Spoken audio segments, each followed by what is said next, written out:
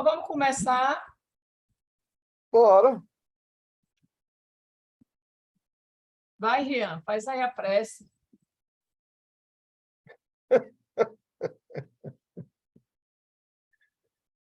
Bora lá então, gente.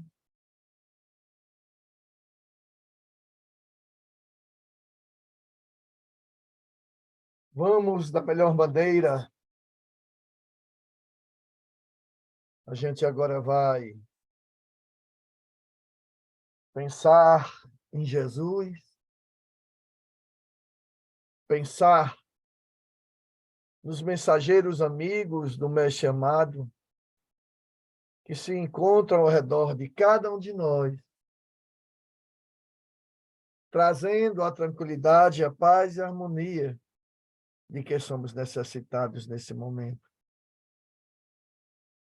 Vamos também rogando a esses mentores amigos e aos companheiros responsáveis por esse nosso grupo de estudos, que possam, nesse momento, através das nossas vibrações de amor, alcançar aqueles nossos companheiros que não podem estar aqui presentes nessa noite de hoje. E assim vamos envolvendo carinhosamente os nossos irmãos Clécio, o nosso irmão Itamar, a nossa companheirinha Ivone, e também nossa irmã Eleni. E vamos nos harmonizando com essas doces vibrações que descem sobre todos nós.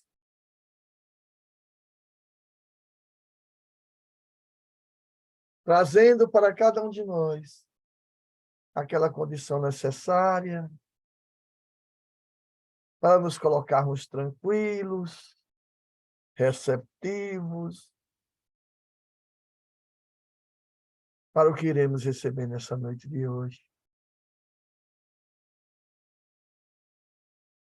E assim vamos rogando aos mentores amigos a permissão necessária para iniciarmos os trabalhos dessa noite.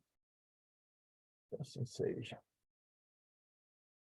Olha aí, o iPhone de Maria entrou. Ainda bem que eu vibrei por Eleni, né?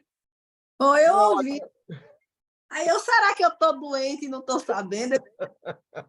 Estão fazendo uma premonição? O que está acontecendo? Estava tomando banho. Boa noite, minha querida. Boa noite. E aí, como é a ordem desse, hein? Rian, você tem 15 minutos a partir de agora, meu amigo. É você, depois sou eu. É Depois quem a eu? Lei. É. Sim, senhor. Normalmente é quem pergunta. Peraí, deixa eu beber água aqui. Bora lá. Deixa eu molhar o bico, né? Deixa eu molhar o bico para desentalar o Maomé aqui. Bom, gente, vamos lá. Kardec começa dizendo o texto, né, no primeiro, vou começar o primeiro para a gente fazer logo os dois. Vou tentar ser bem rápido aqui. Rapidinho, Maomé começa Rian. dizendo que, durante muito tempo, sempre houve homens que as pessoas conhecem muito pouco, né? E como essas pessoas não conhecem, também não querem conhecer, na maioria das vezes ela absorve aquelas informações que são errôneas, porque acham simplesmente mais cômodos recebê-las, né, do que ir atrás de alguma informação que possa contestar essa informação. Então ele continua dizendo, assim é com Maomé e a sua religião, porque na maioria das vezes a gente só conhece o lado mais legendário. E ele disse que o antagonismo das crenças, das religiões, né, às vezes também contribui para ressaltar aqueles pontos mais críticos e deixa na sombra aquelas partes que seriam mais consideradas as mais favoráveis. Então, ele diz que durante muito tempo, ninguém se preocupava também em esclarecer quem era Maomé, quem era essa coisa todinha, e sobre esse fundador do islamismo só tinha algumas ideias ridículas, né? e só por opiniões completamente disparatadas e ninguém se importava. Mas ele vai dizer que o islamismo é uma religião considerável. Como todas as religiões, a gente deve conhecer essas crenças, porque todas as religiões elas devem ser irmanadas, né? Elas partem do princípio da fraternidade universal. E ele então vem dizer também que o islamismo é uma das primeiras que põe mais obstáculos a essa aproximação, porque ele vai dizer que o islamismo é excludente, né? O islamismo, os islâmicos, eles se separam das outras religiões. Aí, para compreender esse ponto fraco ou forte, é preciso ver tudo, né? E ver principalmente de um ponto de vista mais elevado. Aí ele começa dizendo que longe dele, né, longe de nós, absorver Maomé de todos os seus erros. Né? Aí aqui já começa assim, poxa, se você está dizendo que a gente só viu que era o lado errado, não tinha visto os outros lados, os lados que são importantes, por que está errado, né? Aí ele diz também que não seria muito lógico que nós julgássemos o islamismo só pelo que faz os fanáticos, né? Que nós deveríamos ver os seus princípios. E diz principalmente que se os muçulmanos seguissem, acima de tudo, o Alcorão que o profeta lhes deu por guia, eles seriam completamente diferentes, né? Aí ele vai dizer o seguinte, que a maioria das pessoas, e principalmente os seus cultuadores, não conhece o Alcorão como Maomé deixou. E aqui vale lembrar que lá no Evangelho segundo o Espiritismo, lá naquela parte de muitos chamados e são muitos os chamados e poucos os escolhidos, os espíritos dizem basicamente isso aqui, que eles dizem assim, que apesar do cristianismo ser conhecido somente por aqueles que lhe frequentam, né, em todo o mundo, aí ele vai dizer que muito poucos são aqueles que compreendem, e muito poucos também são aqueles que leem o Evangelho. E também muito poucos são os que vivem. Então, os espíritos também nos chamam a atenção disso. Aí eles dizem que essas pessoas que tinham essas ideias preconcebidas viram o que queriam ver. E Kardec, então, começa aqui a dizer, olha, os cristãos também têm o Evangelho muito mais explícito que o Alcorão, como um código de moral. O que não impede que, em nome desse mesmo Evangelho, que manda amar até os inimigos, tenham torturado e queimado milhares de vítimas, e que tenham uma lei toda de caridade e tenham feito uma arma de intolerância e perseguição. Aí Kardec pergunta de novo, será que então a gente pode exigir de povos bárbaros? E quem disse que os islâmicos, os muçulmanos são... que os árabes eram bárbaros, né? Os árabes tinham costumes diferentes dos cristãos.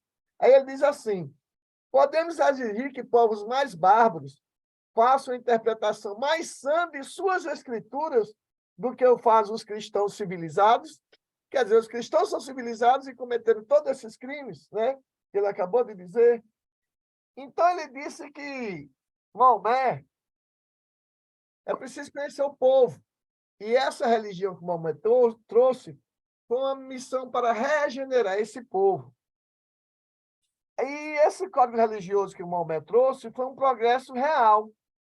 Aí ele começa contando a história. Maomé vivia lá numa certa área da Arábia, nas costas do mar, porque tinha uma colina que era chamada Hidijaz, que separava do Hidijaz ao norte e o Iêmen ao sul, e essa colina separava do deserto, que era muito desabitado, e eles se encontravam, de vez em quando, de 4 em 4 meses, eram nações muito belicosas, que sempre brigaram, mas eles se encontravam de 4 em 4 meses numa das praças em Hidijaz e faziam concursos de poesia. E durante esses períodos, tinham todas essas guerras se acabavam, tudo ficava sossegado nesse período, né, para a participação desse torneio, e eles, nesse período, só se concentravam para essas maratonas, esse torneio de poesia, né? E é interessante que Kardec vai dizer que lá na frente, quando ele está em Medina também, quando ele já se separa, que ele sai de Meca e vai para Medina, ele contrata primeiro os poetas de Medina para que os poetas façam poesia sobre o Alcorão e sobre ele próprio para combater a propaganda negativa que as pessoas estavam fazendo da fé dele. Como o cara vai citar aqui também, seriam como se fossem os jornais daquela época, que poderiam sempre causar muito prejuízo, como faziam sempre com o Espiritismo. Então, ele continua dizendo, olha, os árabes se consideravam filhos de Abraão. Aí a gente já sabe a história, né? Que tinha Abraão teve Ismael com sua esposa Agar, Sara ficou com ciúme, expulsou Agar e Ismael, e eles estavam no deserto, achavam que iam morrer de sede, e Agar reza, e o Deus de Israel, então, manda Gabriel aparecer, Gabriel abre lá uma fonte, não sei o quê, o menino toma água, fica vivo. Depois, Abraão tem um filho com Sara, que vai ser Isaac, né? É Isaac, que vai ser aquele que ele vai querer sacrificar, aquela coisa todinha, mas eles são povos que têm um tronco comum. E aí eles visitavam, os árabes visitavam, lá no Vale da Meca, um lugar que seria uma cabana que Abraão tinha construído com suas próprias mãos, né?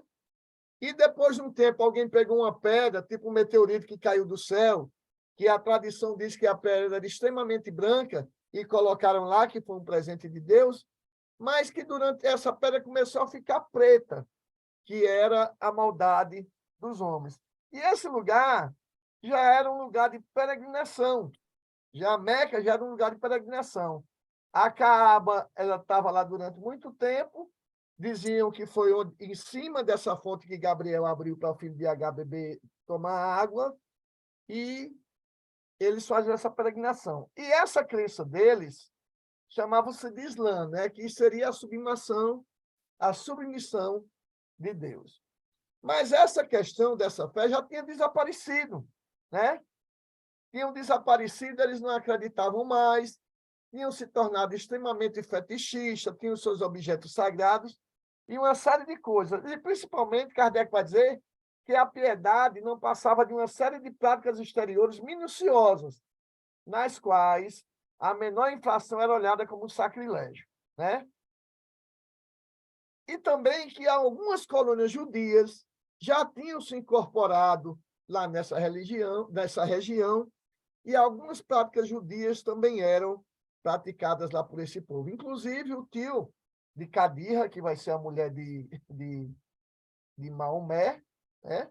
Que vai ser a mulher de Maomé, ela vai ter um tio que vai ser Varaka, que é convertido ao judaísmo. E ele vai ser muito importante nesse trabalho que Maomé vai fazer, nessa condição de se achar como profeta. Porque, primeiro, Maomé não acreditava, né? Era o herói relutante. Ele não aceitava aquela missão que ele tinha recebido. E esse cara vai ser muito importante. Não tem aqui no texto de Kardec, né? Mas ele vai ser um dos caras os principais que vai dar essa disposição para Maomé. Então, Kardec diz, então vamos ver quem é Maomé. Ele diz aqui, Maomé nasceu do ano do elefante, né? No dia do elefante, no ano dito do elefante. Aqui é uma história interessante. E Maomé não era pobre, né? Ele pertencia a uma família abastada, uma família que tinha dinheiro, mas só que o pai morreu cedo, quando ele tinha 2 anos ou 2 meses. Depois a mãe morreu quando ele tinha 4, ele foi criado pelo avô. E o avô também morreu 2 anos depois. Mas ele é sempre muito querido por todo mundo, que ele era filho de uma das tribos principais, e ele é conhecido como um homem justo. O dia do elefante, como eles não trabalhavam data, conta uma situação que um rei da Síria mandou derrubar Meca. Ele já era dono lá da cidade, lá de cima, lá não era Meca a outra lá, e queria que o culto fosse efetuado nessa cidade. Então, para eles deixarem de adorar lá em Meca, ele tinha que destruir. E mandou um exército de elefantes. E diz que os elefantes se recusaram a atacar lá a casa, né? se recusaram de atacar essa casa e quando mandava os elefantes atacar, o príncipe elefante não ia, os outros não seguiam. E quando era dada a ordem para ele ir para outro lugar, então ele ia.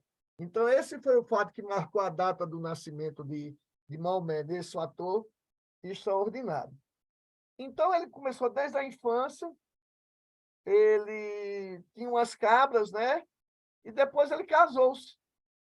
Ele casou-se com Cadira, né? Uma menina que vai ter 15 ou 25 anos a mais do que ele. Por que 15 ou 25? O texto aqui está dizendo isso. O texto aqui deixa parecer que ela tinha 25. Porque quando Moisés completa 49 anos, ela morre com 74. Ora, 74 para 49 são 25. Não são 15. Aí depois o texto vai dizer de novo que a distância entre ele era 15 anos. Aí eu não sei, como coisa de velha para Itamar, quando chegar, ele resolve. Mas vamos continuar. Aí, ele era das famílias coraicitas lá. Veja o que é que acontece aqui na história de Moisés. Ó. De Maomé. Estava sempre pronto a responder ao apelo que lhe fizesse o homem mais obscuro, em nome do juramento que ele tinha, e que não queria, pelos mais belos camelos da Arábia, faltar a fé que ele havia jurado. Né? Vejam bem, o homem já era santificado, né? Não ia faltar um juramento e não ia deixar ninguém na mão. E também ele dizia, tomaria a defesa dos oprimidos e perseguiriam a punição dos culpados, enquanto houvesse uma gota d'água no oceano. Quer dizer, também defendia todos os necessitados, né? Aqui é quando o texto vai falar que ele casou com Cadira, mais velha que ele, pelo menos 15 anos. Se ele tinha 15, aos 25, ele casou com ela tinha 40, então a diferença são 15 anos, né? Era uma mulher superior, essa união que durou 24 anos e só terminou pela morte de Cadira aos 74 anos de idade. Nesse período, ele foi constantemente feliz, né? Que se ele morreu com 74, ela morreu com 74, menos 25 anos, ele devia ter 49. Aí ele vai dizer, Moisés, tinha 49 anos, e a diferença aqui já é de 25, né? Mas quando Cadira morreu, ele mudou, porque a primeira coisa é que ele arrumou um bocado de esposa, quer dizer, lá, Kardec vai dizer aqui também, que ele pôs um limite à poligamia. Ele só permitia 4 mulheres. 4 mulheres. Falta 5 minutos?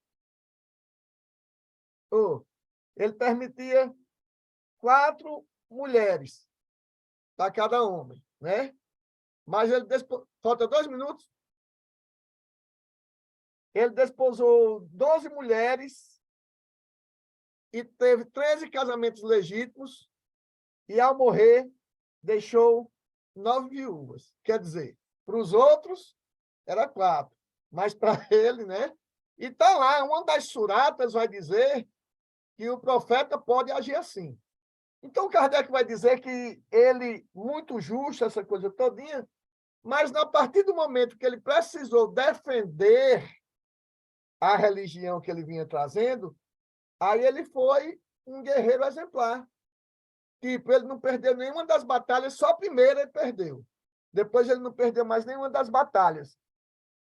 E Kardec vai dizer, e vai ser um dos princípios das suratas lá, que ele vai dizer o seguinte, as suratas são os ensinamentos que ele recebeu caminhando, ele não anotou nada, eram seus sequazes, seus colegas que anotavam ali quando ele entrava em transe, Kardec vai dizer por um processo que a gente já conhece, ou até por um sonambulismo letárgico, ele recebia essas coisas e eles foram anotando. E não tem nenhuma ordem, não tem uma divisão racional, as suratas são todas separadas. E uma das suratas ele vai dizer assim, olha, você tem que levar a sua religião e tem que defender, inclusive brigar por ela, mas nunca inicie a agressão. Né? Nunca seja o primeiro a agredir, porque Deus não gosta. Então ele vai chamar nisso, vai chamar a atenção disso tudo. E vai dizer ainda que foi necessário que ele fizesse tudo isso para tirar essa religião daquele povo que era bárbaro, né? E fazer uma coisa mais sensata. Embora tenha muitas diferenças, ele vai dizer que temos que julgar Maomé pela história autêntica e imparcial, e não segundo as lendas ridículas que a ignorância e o fanatismo espalharam por sua conta, ou segundo as descrições feitas pelos que tinham interesse em desacreditá-lo, apresentando-o como sanguinários, ambicioso, sanguinário, cruel. Muitíssimas vezes ele se mostrou muito mais humano e clemente para com seus inimigos do que vingativo, e que muitas vezes deu provas da verdadeira grandeza de sua alma. Isso aqui também, como a gente sabe, que toda a história, a gente precisa ter os dois lados. Isso que Kardec vai dizer aqui agora é o que a gente tem que pensar muito. Foi o seu mais grave erro, Kardec vai dizer, porque ele foi uma barreira que ele interpôs entre o islamismo e o mundo civilizado. Assim, sua religião, após 12 séculos, não pôde transpor o limite de certas raças. Então, diz que essa a poligamia foi a principal mácula que ele tentou regulamentar, mas como esse costume não é bem visto pelas outras raças, a religião dele ficou afastada por essa barreira que ele deixou permanecer. Pronto, depois a gente fala mais sobre isso aqui. Bora lá? Uau.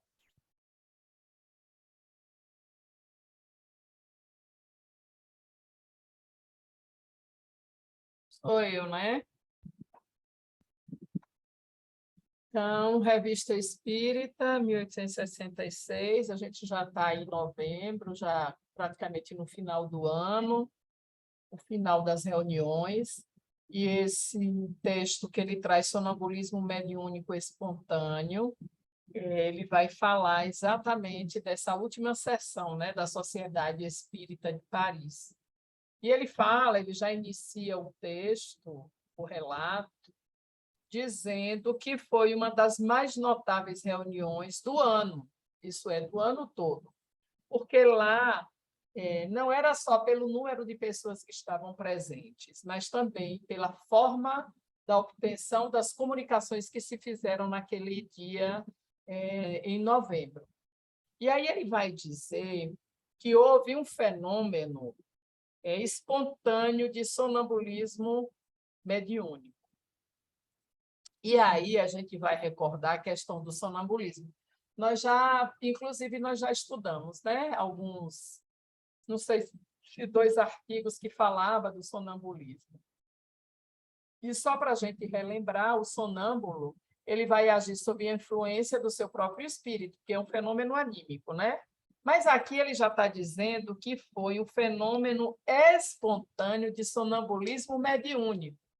Não foi igual, foi muito diverso daquilo que a gente já estuda e que a gente já vê. Porque no sonâmbulo, a alma ela vai agir, é a sua alma que age nos momentos quando da emancipação da alma, né? É exatamente lá no Livro dos Médiuns que traz isso, que é a alma da pessoa que vê, que percebe fora dos sentidos, que ouve, por conta da emancipação. Então, em todas as obras kardecianas, a gente vai ver que o sonambulismo, o sonâmbulo, ele vai falar, exprimir aquilo que é do seu pensamento. Agora, quando a gente fala de sonambulismo, que é aquilo que traz mediúnico, a gente vai lembrar que, nesse momento aí, o médium ele vai ser instrumento dos pensamentos de outro ser. Pronto. Então, o sonambulismo vai ser esse sonambulismo, essa faculdade mediúnica, vai ser inconsciente. E foi isso que aconteceu lá, né? Que ele vai estar relatando aqui, o senhor Morin, acho que é Morin, né? Morien, não sei. que era membro da Sociedade Parisiense, e ele vai falar que esse médium ele era médium habitual e que, naquele momento da reunião, de maneira muito espontânea, ele adormeceu. Mas, quando ele adormece, ele vai adormecer sob a influência dos espíritos. Então, aqui já é bem diferente, né? E aí ele vai falar com muito ardor, vai falar com maneira alto, com muito interesse a fala dele. E aí ele vai dizer que, em uma sessão, lá na sessão de reabertura, no dia 5 de outubro, de reabertura dos trabalhos, teve um fenômeno semelhante. E ele começa, então, a fazer uma narrativa. Ele diz que, durante a primeira parte da sessão, dois médiuns adormeceram também sob a influência dos espíritos. E aí não teve nenhuma provocação e ninguém estava pensando em fazer com que o fenômeno acontecesse. Os médiuns simplesmente adormeceram. O senhor Morin estava a ponto de adormecer também. E aí que, durante o sono, aquele sono daqueles médiuns durou praticamente 1 hora. Um deles, o senhor Vavasseur, e ele começa a falar de maneira grave, diferente, e ele vai se dirigir ao senhor Morin, falando da questão do magnetismo, da questão do fenômeno que estava acontecendo ali. E aí ele diz assim: eu proíbo você de dormir. E aí o que é que acontece? O senhor Morin, que já estava quase dormindo, desperta e realmente não dorme de maneira alguma. Ele desperta por ele mesmo e não dorme.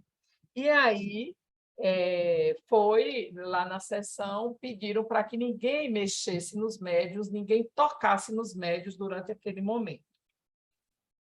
E o senhor Vavasseur, e aqui esse relato é da sessão de outubro, de 5 de outubro, onde os dois adormeceram. E o senhor Vavasseur, ele vai contar que ele, naquele momento, narra, ele vai verbalizar que ele estava sentindo uma corrente fluídica muito mal que estava atingindo. E ele começa também a dizer da quantidade de gente que estava lá na sociedade, a quantidade de espíritos.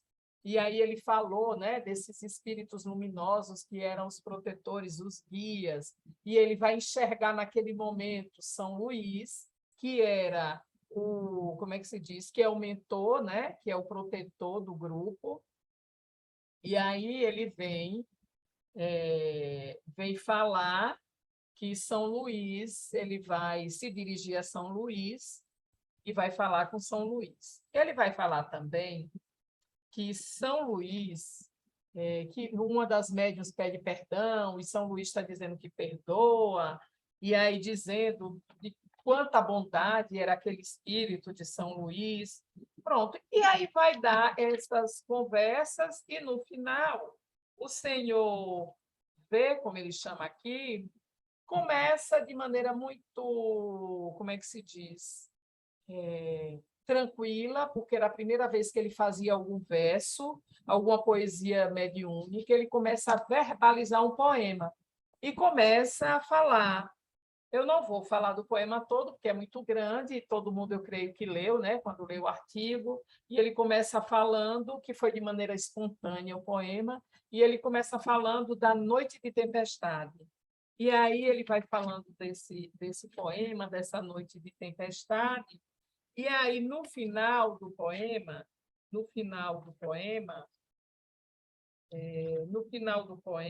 ele vai falar de Casimir Delavigne, que era um espírito que ele vai dizer que estava fugindo naquele momento e que a senhora C vai falar que a exaltação dele impediu de Casimir Delavigne falar alguma coisa, que ele estava aflito, estava ofegante. Pronto, e aí esses espíritos ficam travando esse diálogo. Lá no finalzinho, ele diz que depois dos versos, depois da poesia, depois desse poema, toda a assembleia que estava presente à reunião naquele momento vai ser tomada por uma grande emoção. Por quê? Porque naquele momento os que estavam presentes naquela sessão perceberam que tudo que estava sendo ali colocado não era uma declamação, mas tinha sido realmente da própria alma que estava desprendida da matéria, nesse momento de desprendimento, de emancipação, e estava verbalizando. Outra coisa, o senhor V ficou fadigado, ele vai dizer isso, ele ficou por muito tempo ali, mediunizado, e ele foi tomado por um sono profundo e ele teve um esgotamento, ele teve que sair da Assembleia. Aí ele fala aqui, logo depois, de que tudo isso que estava acontecendo vem confirmar algumas questões. Primeira, confirmar as previsões dos espíritos, nos mostrando que novas formas da mediunidade realmente iriam aparecer, novas modalidades, e que o sonambulismo espontâneo, né? O sonambulismo espontâneo era, assim, uma faculdade nova, do sentido que ela que parecia generalizar-se, era um modo particular de comunicação, era, assim, uma modalidade nova, e que esse fenômeno que estava surgindo aí era muito mais para complementar aquilo que era da instrução dos espíritos do que, e aí Kardec vai falar aqui, para convencer aqueles espíritas ou aquelas pessoas incrédulas que estavam vendo, por exemplo, se assistissem como se fosse uma comédia. Mas que somente os espíritas que estudassem, que lessem, esclarecidos, eram que verdadeiramente iam entender esse fenômeno. E aí, Kardec vai dizer que, geralmente, esse fenômeno ele vai se produzir na intimidade, não vai ser um fenômeno aberto para todo mundo, para que todo mundo presencie. Onde os médiuns, claro, se vai ser na intimidade, o interesse dos médiuns em promover o fenômeno não vai ser um embuste, não vai ser uma mentira. Né? Então, ele vai dizer isso porque ele vai dizer que nessa nova modalidade aqui de mediunidade, a gente precisa observar algumas questões que são muito sutis, Kardec vai falar. A primeira delas é que quando o espírito está emancipado, vai ter uma sensibilidade e uma impressionabilidade muito maiores, muito grandes. E aí ele vai dizer que tem que ter uma influência de um espírito simpático. Por quê? Porque é um fenômeno muito diferente do fenômeno do sonambulismo normal. E ele vai dizer que precisa que haja, então, um espírito simpático ao médium. Por quê? Por que ele vai dizer isso? Porque, aí ele diz, basta uma corrente contrária para alterar o fenômeno. Então, primeiro ponto, para que tenha sonambulismo mediúnico, o médium precisa ter uma corrente fluídica muito igual à corrente fluídica desprendida pelo espírito. Primeiro ponto. Segundo ponto, o pensamento, como ele diz aqui, tem que ter o concurso de pensamentos que não são hostis, mas pensamentos que se comunguem, que estejam ali aliados, né? Que são pensamentos tipo, não é para servir à exibição pública, nem para a questão de curiosidade, nem esse sentimento de domínio, nem de maldade. Isso é outro ponto que Kardec vai trazer para a gente aqui, nesse fenômeno. Ou seja, ele vai dizer que, se for o fenômeno acontecer por curiosidade, vai ter funestas consequências. Ele bota essa palavra, funestas consequências, que o fenômeno não é para isso. Terceiro ponto que ele vai considerar aqui, que a ação dos espíritos é a causa do fenômeno, porque ninguém pode provocar.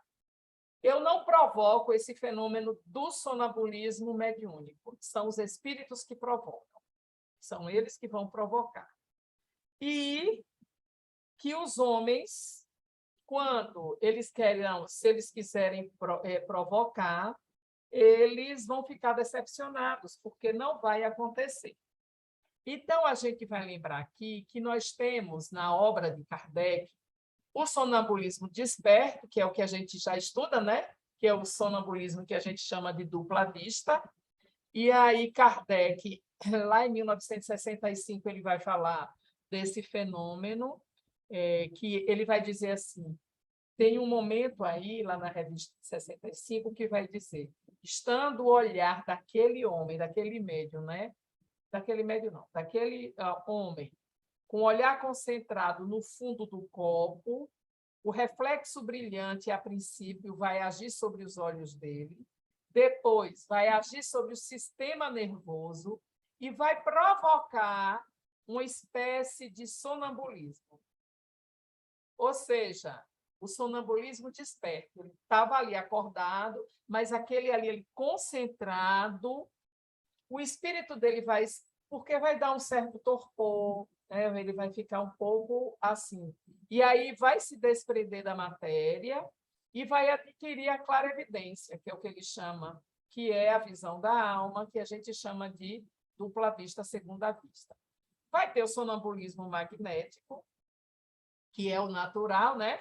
A diferença de que vai ser induzido por ação magnética, que, no caso, o magnetizador vai realizar, e lá no Livro dos Espíritos fala muito bem sobre isso. E o sonambulismo imperfeito, que Kardec vai trazer no Livro dos Espíritos também, que é quando a alma emancipa, recobra parcialmente as suas faculdades de espírito e se comunica com os espíritos do mundo incorpóreo, no mundo espiritual. E esse a gente sabe, é quando a gente sonha, no sono, etc. Terminou? Terminou? É porque é grande, ó, esse bicho, viu? E dá falta. Depois a gente volta. Terminou. Começou em 56, está em 11, então 15 minutos, né? Ok. E eu, Depois termina. começando em 11, então eu vou para 26. Agora falando sobre as considerações sobre a propagação da mediunidade curadora. É interessante a gente notar e comentar que a fenomenologia, seja espírita ou seja de qualquer religião, sempre chamou muita atenção das pessoas. A gente pode observar que as cidades que viraram pontos turísticos por causa do suposto aparecimento de Nossa Senhora, em algumas cidades do mundo, essas cidades ficaram recebendo visitações, verdadeiras peregrinações dos profitentes, né, de cada religião por conta dessas aparições. Então, os fenômenos sempre chamaram a atenção. E esse artigo, Kardec faz algumas considerações sobre essa propagação da mediunidade curadora lá do Zuavo. Rian, que apresentou o primeiro artigo há uns 2, 3 meses atrás aí, quer dizer, 2, 3 artigos, meses na Revista Espírita, né? Que para nós aqui o tempo está diferente. Mas nós estamos no tempo de Júpiter, Kardec no tempo da Terra mesmo. Então, o que é que acontece? O Rian comentou sobre o que é o zouave, né? Zouave é aquele soldado francês, tá vendo, Rian? Aprendi, prestei atenção lá nas suas explicações lá no artigo. falou que era o soldado francês que vivia no exterior, né, em outra região que não a França. E tinha esse soldado chamado Jacob, que era um zouave, né, um soldado francês que vivia em outras regiões, e ele tinha essa mediunidade curadora. E esse artigo, Kardec vai fazer alguns comentários sobre essa propagação, porque, como eu falei inicialmente, a fenomenologia chama muito a atenção. Ninguém quer estudar, ninguém quer se melhorar, ninguém assim, entre aspas, né? Vamos botar a maioria. A maioria não quer estudar, a maioria não quer se melhorar, a maioria não quer nada, a maioria quer permanecer no oba-oba, a maioria só quer a coisa pronta. É aquele meme que sempre aparece na internet. Quem quer É uma mudança? Todo receita mundo. de bolo. Receita de É uma bolo, né, receita Alex? de bolo, exatamente. Aí aquela história, quem quer mudança? Todo mundo levanta a mão. Eu quero mudança. Quem quer mudar? Silêncio total. Então, infelizmente, é essa receita de bolo que Val falou aí, que todo mundo quer pronta. E é por isso que algumas religiões, outras, ganharam tanta notoriedade no meio da população, porque essas religiões dão receita pronta. Pague o dízimo que você está no céu, venha, peque à vontade, depois venha se confessar, você está livre dos pecados. Então, assim, tudo muito fácil. Quando a pessoa peca também, não foi você, foi o diabo que agiu por você. E os espíritas também estavam, ou muitos espíritas incorrem nesse erro. Não é Alex que está fazendo isso, Alex está obsidiado, ou seja, bota logo a culpa nos pobres coitados dos espíritos obsessores ou ignorantes ou os perseguidores. Então, a gente vai ver essa preocupação de Kardec falando sobre essa propagação e, inclusive, falando até sobre fazendo alguma retificação já no início, porque ele disse lá no outro artigo que o seu Jacob tinha feito a cura da menina chegada de Ferté-sur-Joarret, né? Meu francês é maravilhoso. Então, ele disse que tinha sido feito em praça pública, mas, na verdade, não foi na praça pública, foi na casa dos pais da menina. Então, isso dava um caráter menos excêntrico ao seu Jacob, que, de certa forma, é uma pessoa simples e fazia as curas com muita boa vontade. Não cobrava absolutamente nada, não queria essa notoriedade, mas que, infelizmente, a coisa aconteceu. E um camarada escreveu um artigo falando sobre esse ponto, foi o senhor Bovinet, que ele tinha catalogado uma proporção de curados pelas pessoas que tinham sido consultadas, né, por o Jacob, que em um número de 4.000, ele informou que um quarto não experimentou resultado nenhum. Ou seja, se de 4.000, um quarto não apresentou resultado nenhum, então 1.000 pessoas das 4.000 não apresentaram resultado nenhum. E das três restantes, também um quarto das 3.000 tinha sido curada. E os outros 3 quartos apenas tinham sido aliviados. Ou seja, dos 3.750 obtiveram a cura e 1.250 foram apenas aliviados. A gente sabe, pelo estudo da doutrina espírita, que a mediunidade de cura se dá, e Kardec também fala nesse artigo, que nada mais é, nada menos do que o médium é uma ponte para a transmissão de fluidos. E a gente sabe que essa ponte, além do fluido espiritual, pela vontade dos espíritos que assistem esse médium nessa missão, nesse trabalho, existe também o ectoplasma, que é a energia animalizada ou do próprio médium ou de pessoas que são utilizadas no processo da cura. Então, Kardec vem deixar isso bastante claro nesse arquivo, que não a fenomenologia acontecida aí não era nada de sobrenatural, era um processo extremamente natural e se dava com algumas pessoas, desde que tivesse essa aptidão orgânica. E através da aptidão orgânica poderia se educar ou se desenvolver pelo exercício. Mas ele cita também que essa mediunidade era fantástica, porque além da ação que poderia promover em relação às pessoas que necessitavam de alívio, ela estava, vamos dizer assim, ela era uma mediunidade mais difícil de ser atuada pelos charlatães.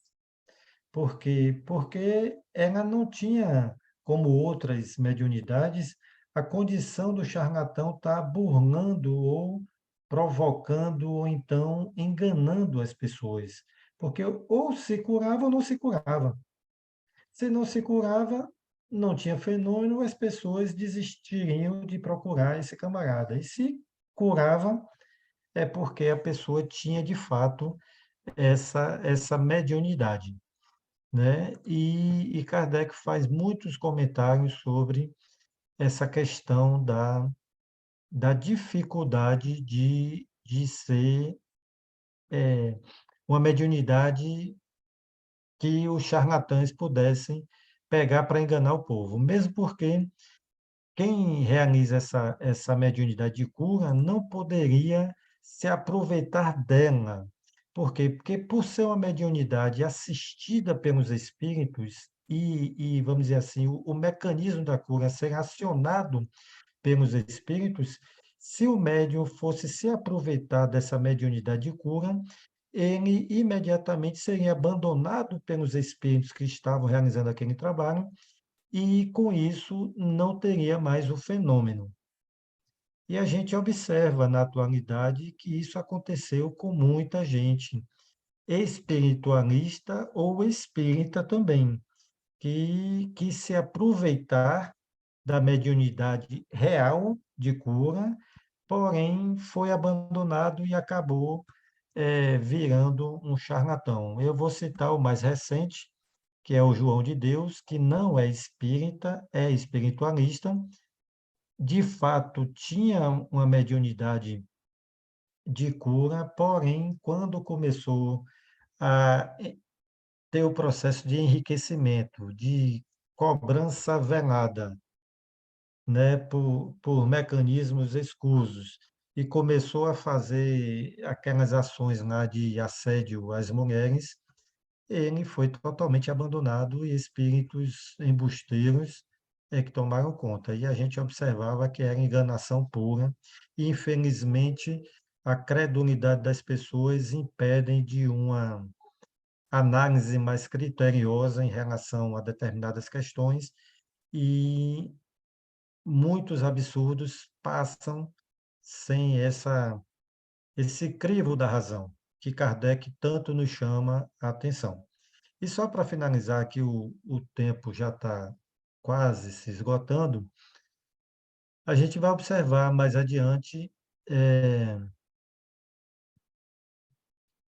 deixa eu só dar uma buscada aqui, Kardec também faz uma comparação sobre essa mediunidade e a ação da obsessão.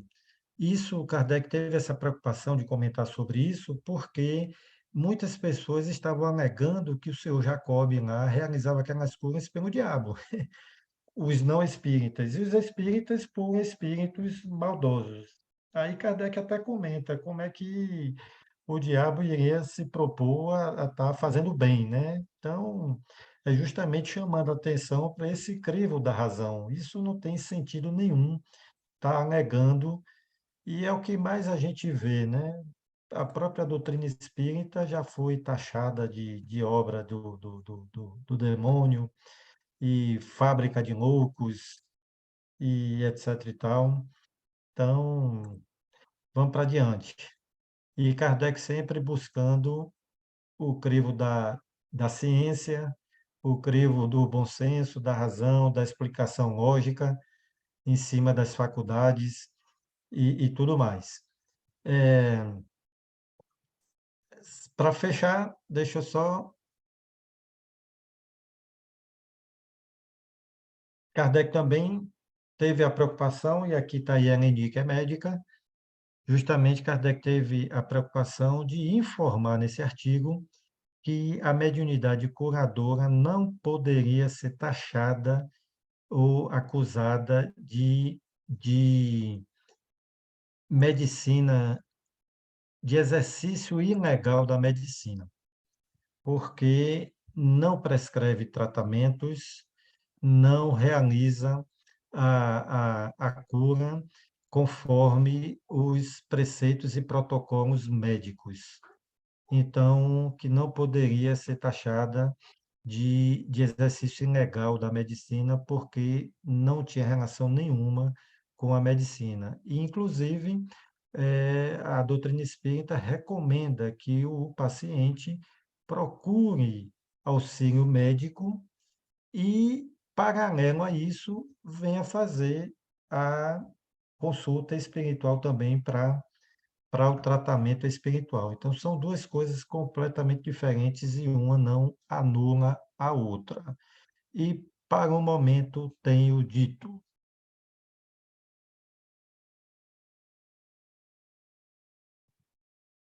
Rian, você que é o É, coordenador geral, quando não tem coordenador, então assuma seu posto aí, viu? ok, você tinha 1 minuto, mas deixou passar, tudo bem. Eleni, boa noite, Eleni. Por favor. Boa noite.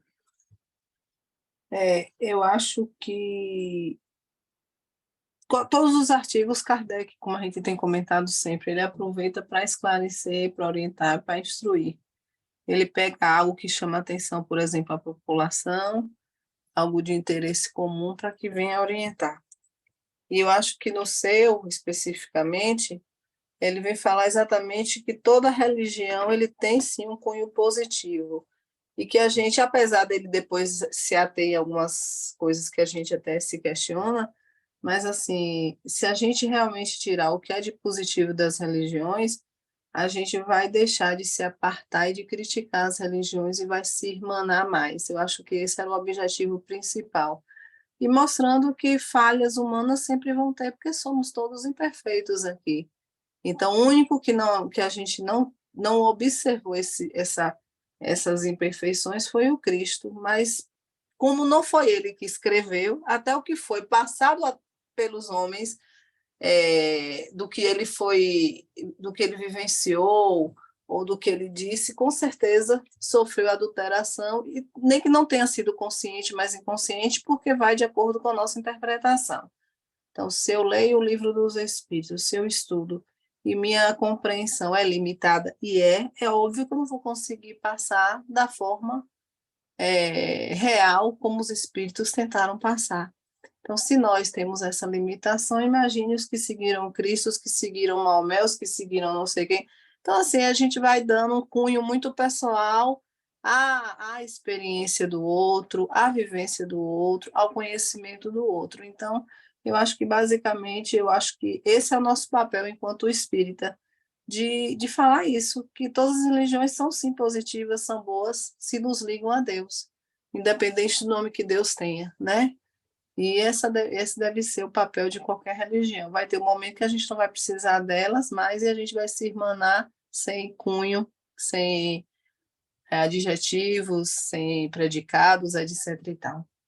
Mas, por enquanto, ainda necessitamos de um templo, de uma casa, de um local, de uma referência.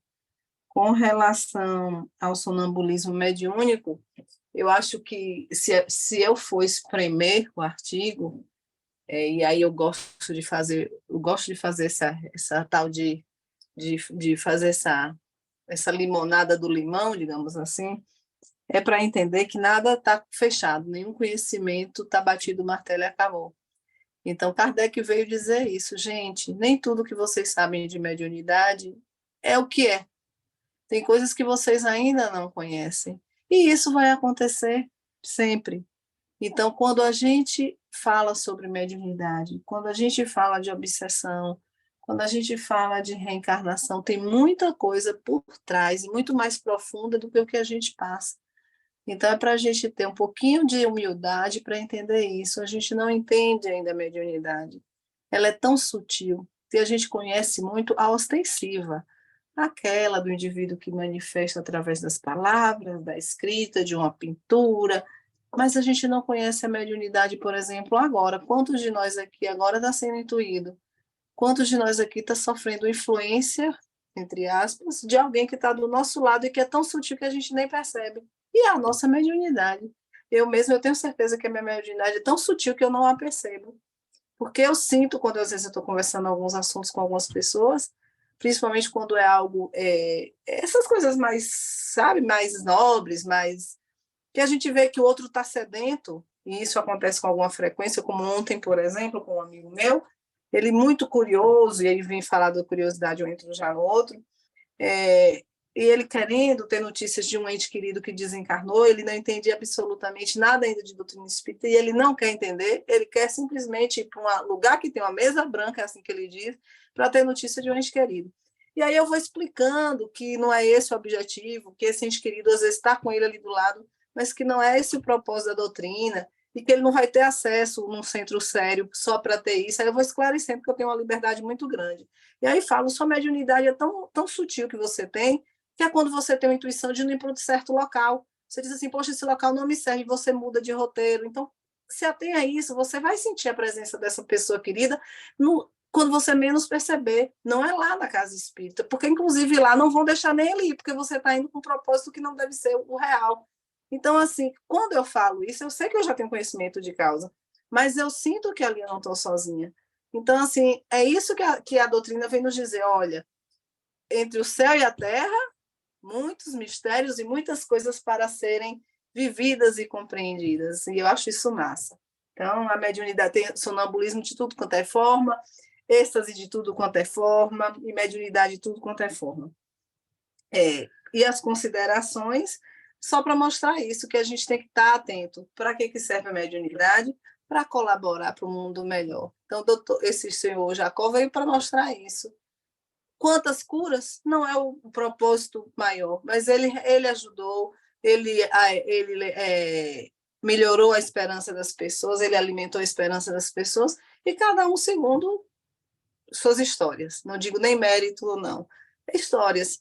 Às vezes, minha cura, o meu propósito é daqui a 10 anos, porque eu tenho que ter um amadurecimento maior a respeito de algum assunto nesses 10 anos que eu vou estar passando. Então, a gente sabe disso. Quanto a João de Deus, quando você fala, Alex, eu fico imaginando, porque assim, lembra que ele furava os olhos, ele espetava, ele não sei o que, não sei o que. Então, assim, a medicina realmente não interfere, mas ele invadia os corpos físicos para realizar, e muitos que curam, que fazem essas cirurgias experimentais, cirurgias espirituais, fazem isso. Então, do ponto de vista médico, eu não sei por que o conselho nunca interferiu.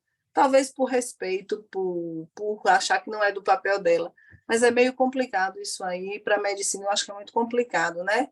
E até eu, como médica, realmente, sem esterilização, sem asepsia, até que ponto realmente o espírito esteriliza aquele ambiente? Que espírito é que está por trás daquilo ali? O que é que está acontecendo? Então, a médica aqui não sabe falar sobre isso, não. É meio complexo. Zé Fini, depois a gente fala mais, para vocês continuarem aí. Vou dar nota. Aqui é uma banca julgadora que só tem um.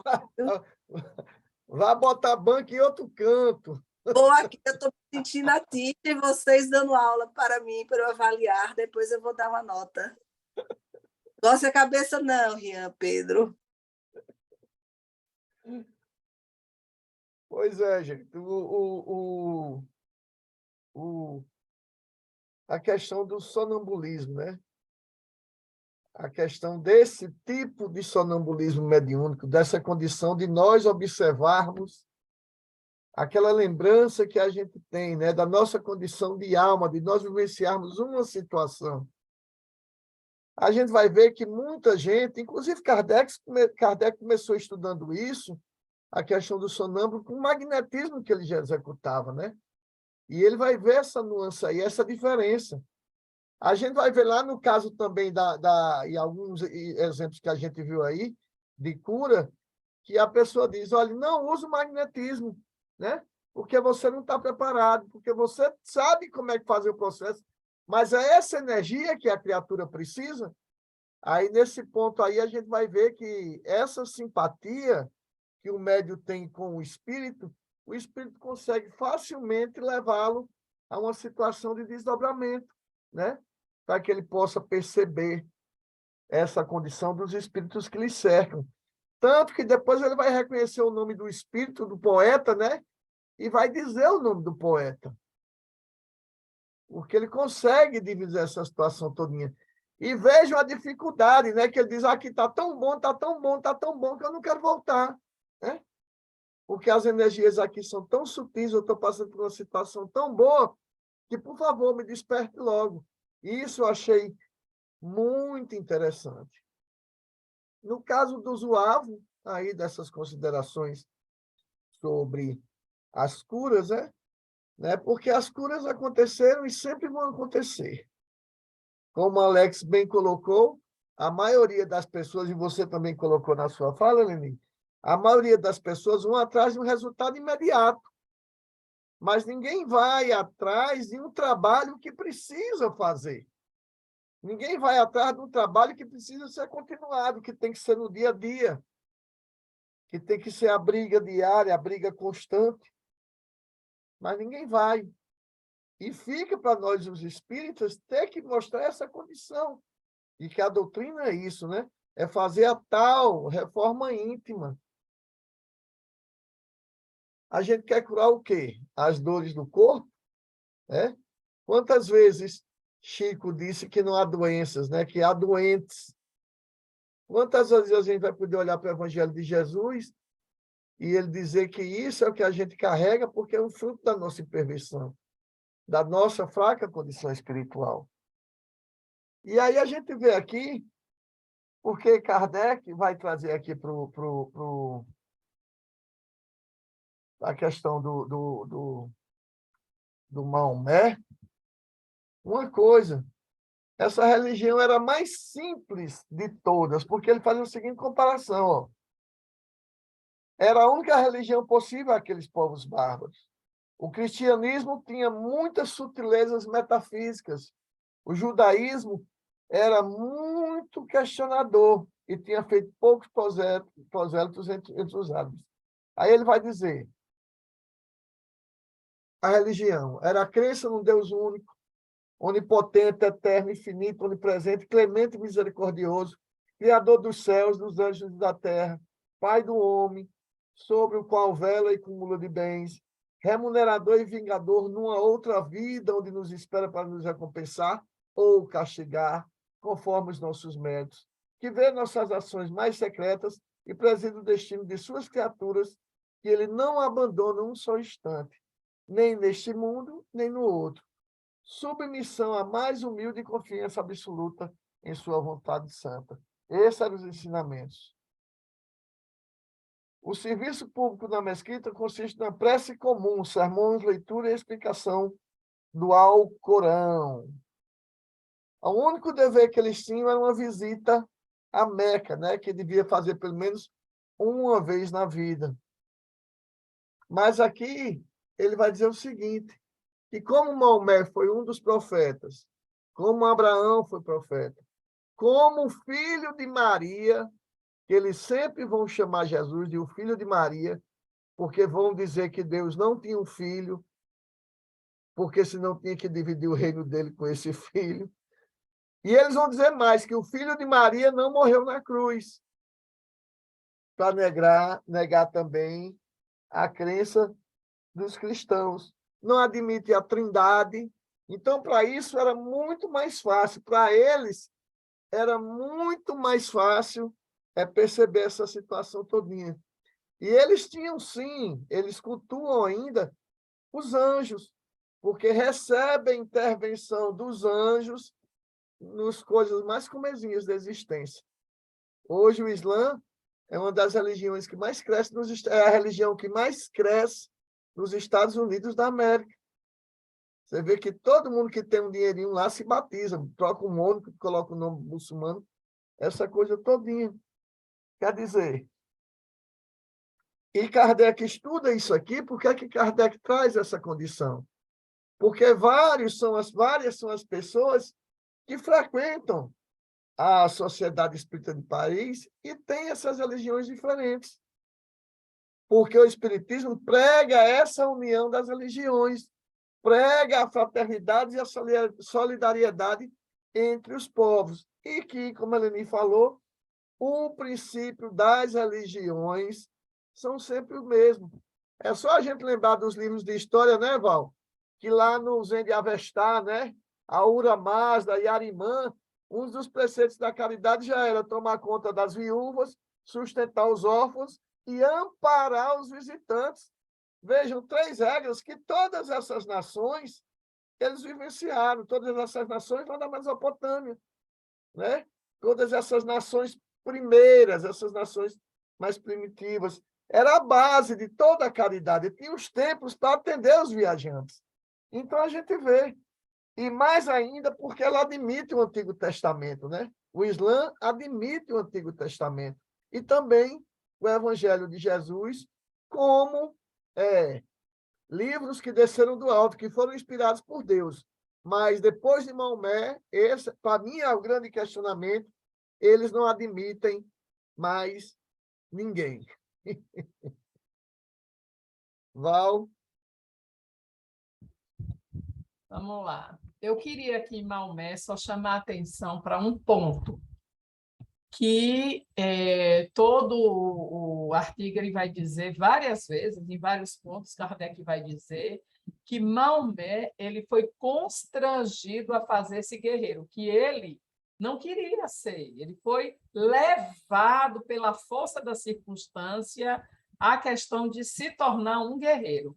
Então, esse é um ponto, né, que a gente precisa atentar, porque na história é uma história que não é aquela história autêntica, não é a história que realmente deve ser contada, porque há muita ignorância nos relatos. Então, lembrando disso quando Kardec traz, né? No meu, eu queria continuar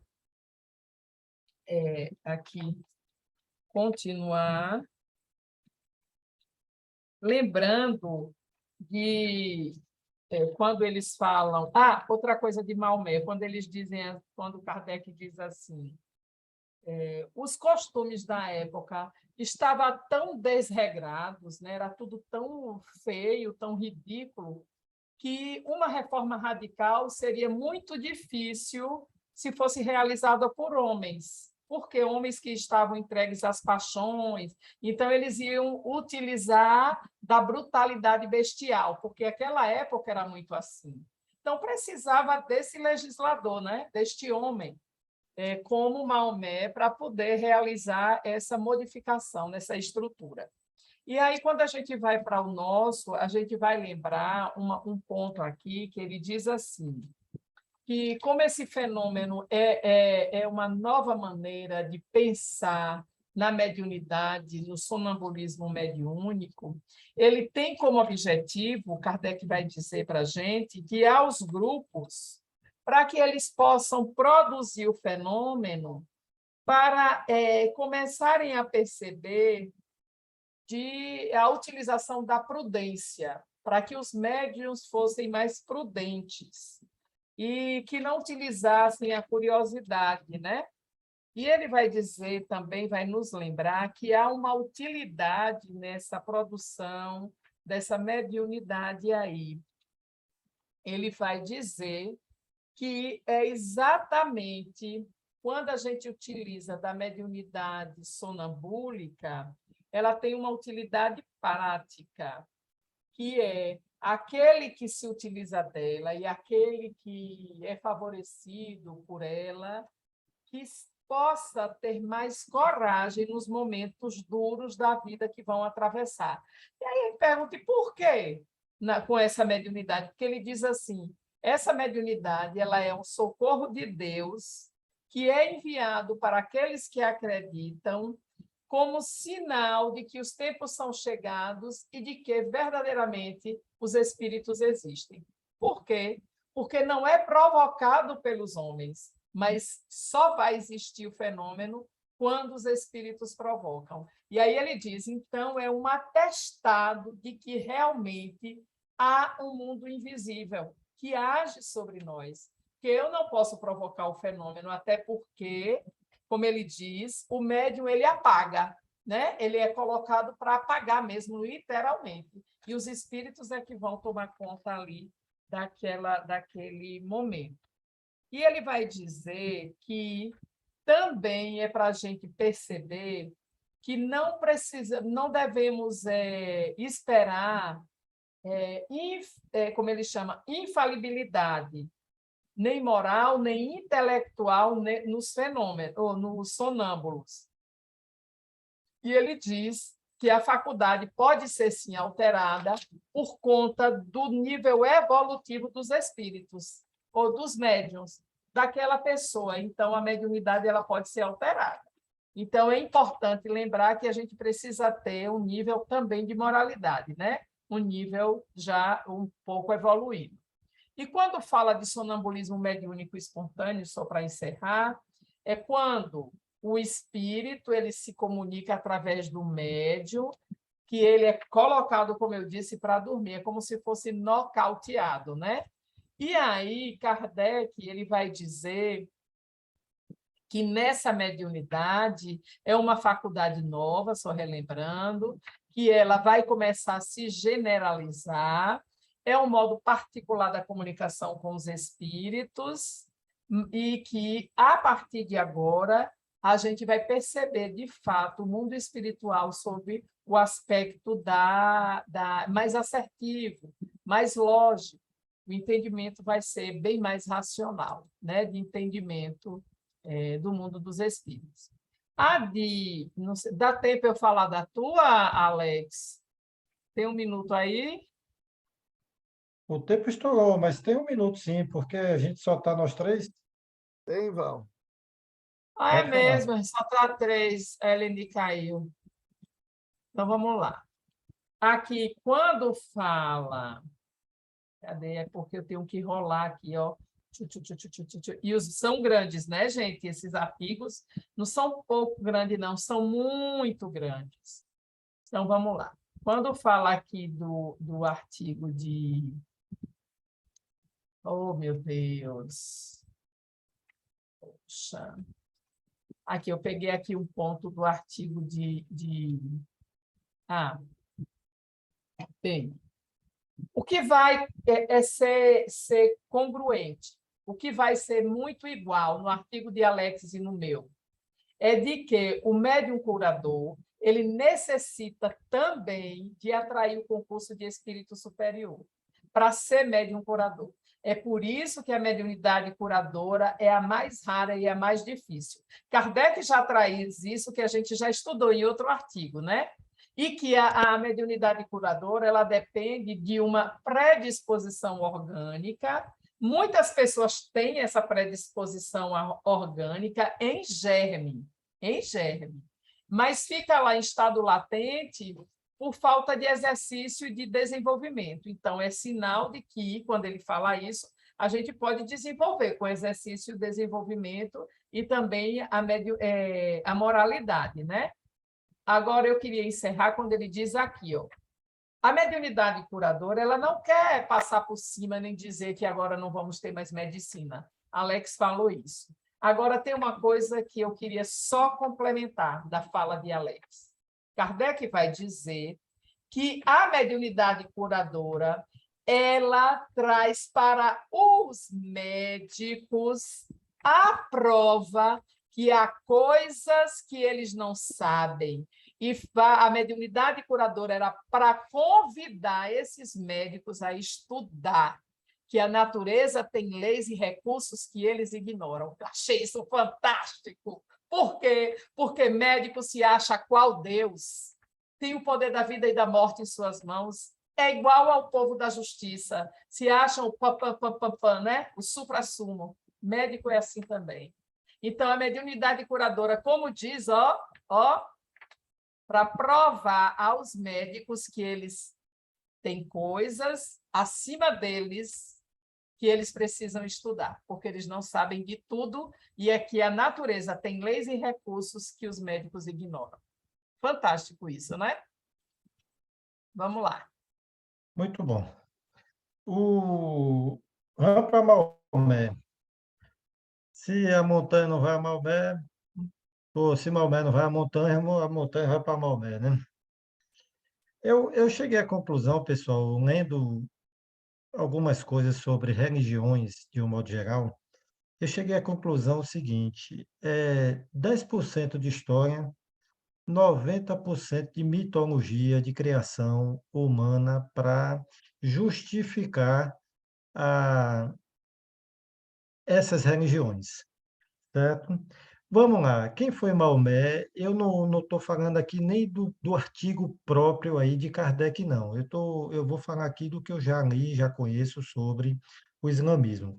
O islamismo, como Eleni falou, tem excelentes pontos extremamente positivos, como toda e qualquer religião, certo?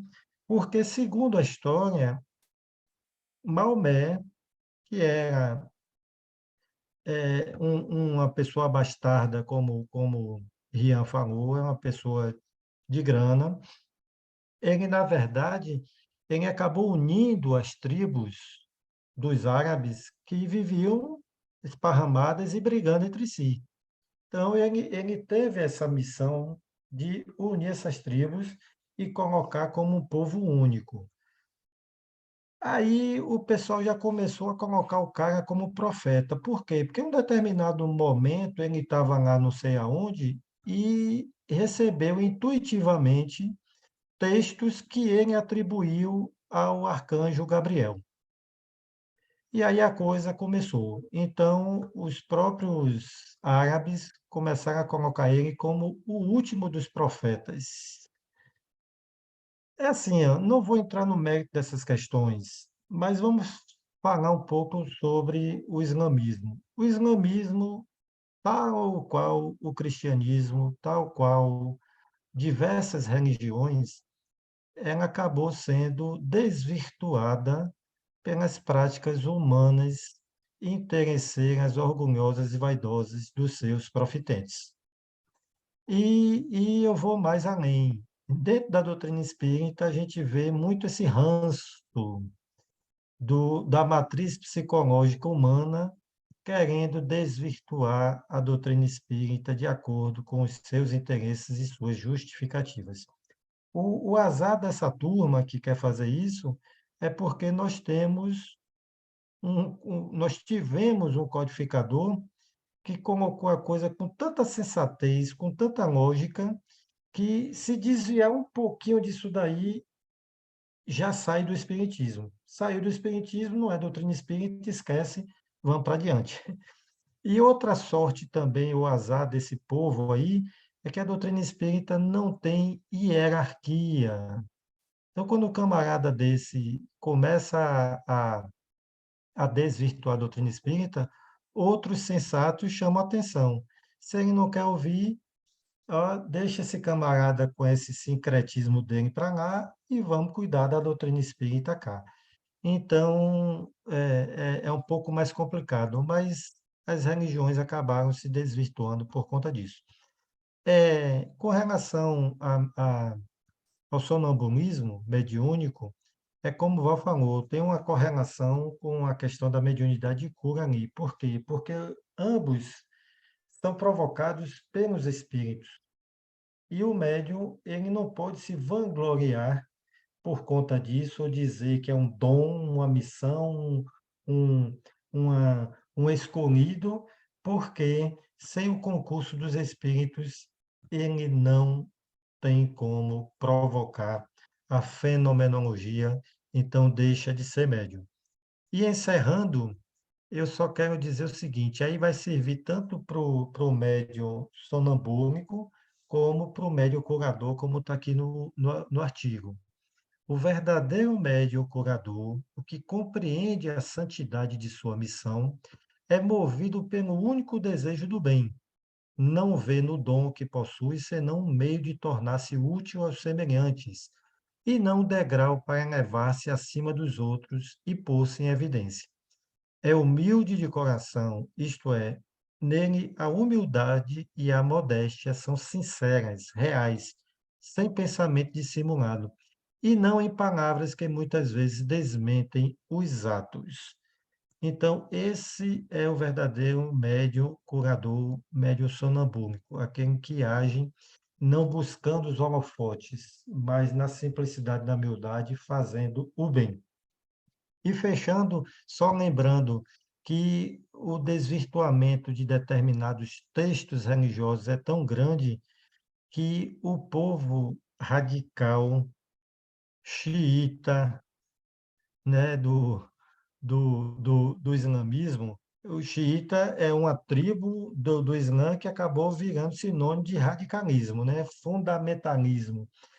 O pessoal para justificar os atos terroristas que promovem, eles pegaram um texto do Alcorão que diz que quando você combater os infiéis, você terá 40 virgens no paraíso. É por isso que esses caras botam bomba na cintura e vai explodir o que eles denominam de infiéis. Tenho dito. Mas xiitas temos em todos os lugares, né? Eleni, quer dizer mais alguma coisa, minha querida? Todo mundo falou duas vezes. Não, meu amigo, satisfeita. Tá bom, gente, conseguimos chegar no final. A coisa, acho que está chegando, a gente vê que Kardec, nesse final de ano, ele fez esses textos muito grandes mesmo, mas como já foi notado por todo mundo, ele tentou manter uma linha de raciocínio, né? Tanto que colocou o zoave e agora o sonambulismo magnético aí de novo junto, para a gente poder apreciar. Mas é isso mesmo, aí não tem um homem todo no Evangelho segundo o Espiritismo, também a gente vai encontrar, e todas as verdades se encontram no cristianismo. Os maus que daí decorrem são consequência nossa, né? Como nós, homens, que não entendemos, somos nós, homens, que agimos errado em determinadas circunstâncias, e ainda assim, depois que a gente toma certas atitudes, achando ou interpretando que é o que está dizendo para a gente fazer, né? Mas a gente vai encontrar isso, seja onde for, porque é condição nossa. Mas aí, quem vai fazer a prece agora, por favor, pensa em Clécio, Itamar, ou dirige os nossos pensamentos para Clécio, Itamar e nossa querida Ivone. Mas eu vou pedir para Alex fazer. E eu sou o coordenador, eu vou pedir para Alex fazer. Democraticamente eleito, né? Vamos lá. Então, meus irmãos, que a partir desse momento e em todos os momentos das nossas vidas, possamos vibrar positivamente, entrando em sintonia com os ensinamentos do Cristo que tanto tocam os nossos corações, mas também tem que tocar a nossa razão para que possamos colocá-los em prática no nosso dia a dia. E Jesus, amigo,